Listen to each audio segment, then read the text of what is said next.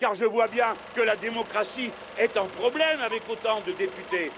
Ne vous laissez pas intimider les gens par ce populisme démagogique du chef de l'État. Vous n'avez pas trop de députés, vous n'avez pas trop de communes, vous n'en avez pas assez, voilà la vérité. Et vous n'avez pas ceux qui vous représentent, voilà la vérité. Faites attention à la démagogie anti-parlementaire. Vous l'avez entendu dire aux parlementaires, si vous ne cédez pas, je le ferai par référendum.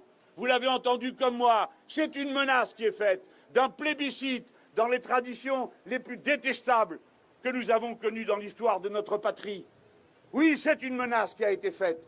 Eh bien, s'il veut faire un référendum, il en a un tout trouvé. Peuple français, veux-tu ou non convoquer une constituante qui décidera quels sont les pouvoirs du Parlement et le nombre des députés?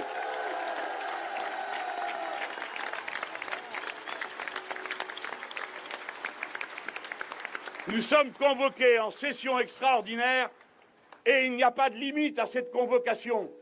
Alors voilà les grands faiseurs de blabla sur faire de la politique autrement, qui vous convoquent en plein été. Mais qui croyez-vous que nous soyons? Nous sommes des êtres humains, nous avons des familles, nous avons des engagements de famille. Nous ne sommes pas à la libre disposition du prince pour rester enfermés dans une assemblée tout l'été. On nous dit on ne peut pas donner de date parce qu'on ne sait pas combien de temps ça va prendre la circulation des textes. Eh bien, si vous ne le savez pas, alors ne nous convoquez pas. Et si vous ne le savez pas, alors ne mettez pas autant de textes.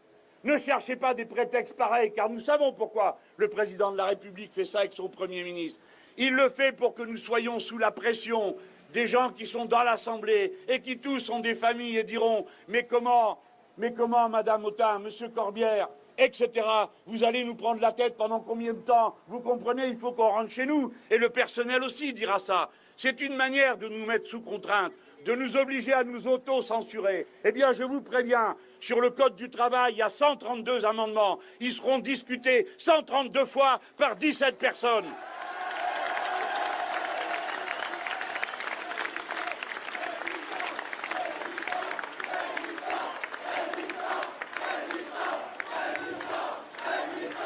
Est-ce que vous avez entendu cette chose incroyable qu'il a osé dire? Il a dit les forces adverses. On se demande de qui il parle. Les forces adverses sont dans la tête de chacun d'entre nous. Et quoi? Nous allons faire une séance de divan à l'échelle du pays entier pour extraire ce qui est dans la tête de chacun d'entre nous et qui ne convient pas au prince? C'est lui qui dit que nous sommes tous des cyniques. Il entend cynique au sens de gens qui ne respectent rien. Dans ce cas, il s'est trompé d'adresse si c'est à nous qu'il parle. C'est le contraire. Nous respectons absolument et totalement les vertus républicaines et les principes du combat socialiste et écologique. Nous avons des principes et pour eux, souvent, il est arrivé que les nôtres en meurent. Alors nous n'avons pas de leçons à recevoir et nous ne voulons pas être scrutés dans nos cerveaux. Nous avons le droit de penser ce que nous voulons et nous reconnaissons aux autres le droit de penser ce qu'ils veulent.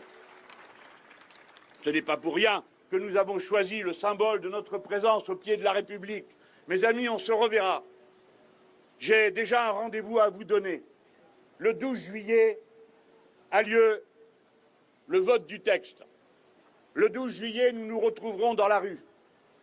Parce que c'est notre devoir, à nous, parlementaires, d'être là sans cesse à vous rendre des comptes et à vous appeler à nous aider et à porter la parole que nous portons en votre nom à l'Assemblée nationale.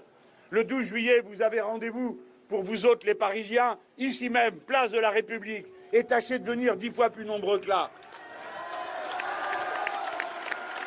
Rappelez-vous que la grande révolution de 89 a commencé le 12 juillet. Et le 13, le peuple de Paris s'est attaqué aux barrières de Paris. Il a fichu le feu à 21 d'entre elles. Il ne faut pas que je dise ça, on va croire que je vous appelle à foutre le feu aux barrières. Non, il n'y a plus de barrières, alors donc ça ne craint plus rien. Mais si je vous parle de ça, c'est parce que, en instaurant ce nouveau régime, parce que c'est ça qui est en train de se passer, c'est un nouveau régime, c'est pourquoi nous parlons du régime quand nous le dénonçons, par différence avec le système productiviste, capitaliste, mais le régime, c'est le régime Macron. Vous avez vu cette soirée initiatique où il passait devant la pyramide et vous autres, mauvais esprits, vous avez dit « Tiens, voilà tout en Macron ». Eh bien non, on ne fait pas des plaisanteries comme ça. Mais vous voyez bien que vous avez eu le nez creux, ça a été un franchissement. C'est un franchissement de seuil qui est en train de se faire. Alors nous, on fait comme on peut pour rappeler aussi une autre image. Il y a là, devant, quelqu'un qui est venu avec une cravate sous la forme d'un phi. Eh bien, nous, on n'a pas dit qu'on était contre les cravates. On a dit qu'on voulait être libre d'en mettre ou de pas en mettre, suivant qu'on le décide. On m'a dit il faut une tenue convenable. Eh bien, j'ai dit nous sommes convenables. Allez, marquez dans votre règlement que je dois mettre une cravate et des chaussettes. Vous arriverez à obtenir ça, mais je vous préviens d'une chose.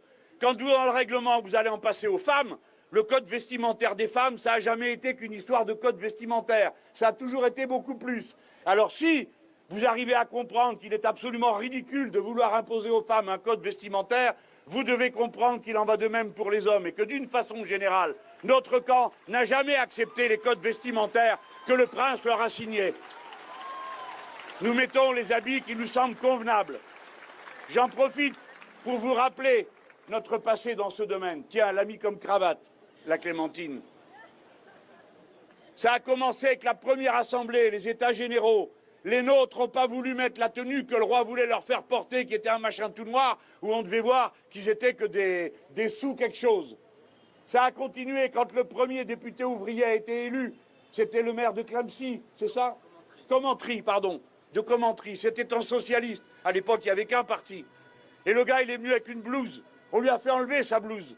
Et contrairement à ce qu'a dit un jeune homme mal instruit, Jean Jaurès se préoccupait des codes vestimentaires, parce qu'il a écrit une brochure qui s'appelle « L'ouvrier à la blouse » pour parler de ce député qui est venu avec sa tenue de travail à l'Assemblée nationale.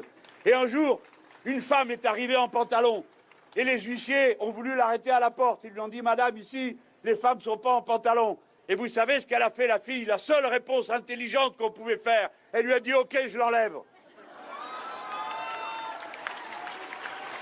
Alors il a laissé tomber. Voilà ce que ça veut dire, cette histoire de code vestimentaire. Et j'en vois qui disent c'est pas une bataille. Bien sûr que non, mais ça fait parler, c'est fait pour ça. C'est fait pour qu'on réfléchisse, qu'on s'intéresse à l'histoire et au sens des symboles que nous posons, nous, parce qu'eux, ils en posent quand il va à Versailles, qui parle tout seul et que les autres sont en rang à applaudir en cadence. Ils posent des symboles. Eh bien, nous aussi, nous en posons. Et je viens de vous dire lesquels. Alors après, il ne vient pas nous faire la leçon d'histoire. Monsieur Macron, vous avez eu le mauvais goût de dire que Seyès et Mirabeau, eux, n'auraient pas fait leur travail. Nous faisions notre travail cet après-midi en n'étant pas à Versailles et en écrivant nos amendements. Mais je finis là-dessus. Si vous voulez donner des leçons d'histoire, vous êtes tombés sur vos maîtres en ce qui concerne la Grande Révolution. Seyès, c'est l'homme qui a transformé le tiers-État en Assemblée nationale.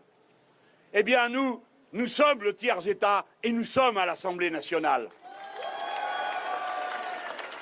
Quant à Mirabeau, qui, comme Seyès, n'a pas eu la meilleure des fins, ni le meilleur des comportements, il est resté célèbre dans notre histoire lorsque le marquis de Dreux-Brézé, représentant Louis XVI,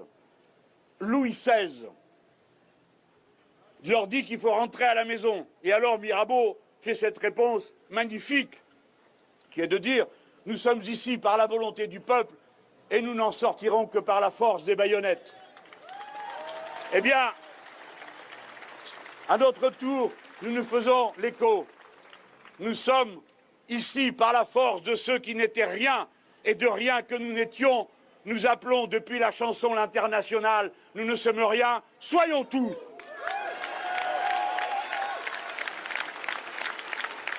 Alors, il a le droit de nous citer les séances des États généraux devant Louis XVI, si c'est à Louis XVI qu'il veut s'identifier. Nous lui souhaitons une meilleure fin. Mais le peuple souverain a fait entendre ce grondement terrible des élections législatives. Et je suis persuadé qu'il va faire encore entendre sa voix. Voilà, chers amis, ce qu'il y avait à dire ce soir. Les uns à Versailles, les autres place de la République, chacun dans son monde.